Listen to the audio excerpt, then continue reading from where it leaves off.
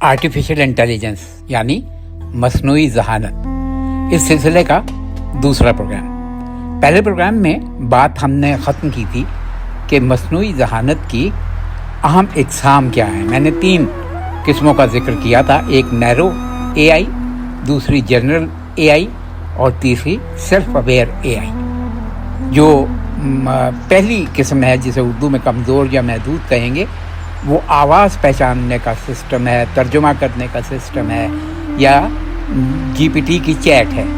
दूसरा मैंने आपको बताया था कि ताकतवर या अमूमी जनरल AI है, और तीसरा खुद आगाह सिस्टम है, और ये अभी तहकीक के मर्हले में। अब इन्हें इस्तेमाल कहाँ करते हैं? इसे तिब में बीमारियों की तशख़ीस के लिए इस्तेमाल किया जाता है। खुदकार गाड़ियाँ जैसे कुछ मुल्कों में शुरू हुई हैं और बरतानिया में भी तकरीबन शुरू होने वाली है। ज़बानों के तर्जुमे के लिए इस्तेमाल करते हैं, कारोबारी तज्ज़ियात के लिए करते हैं, रोबोटिक्स के लिए इस्तेमाल करते हैं, तालीमी तहकीक के लिए इस्तेमाल करते हैं, मौसीकी की तहकीक के लिए इस्तेमाल करते हैं।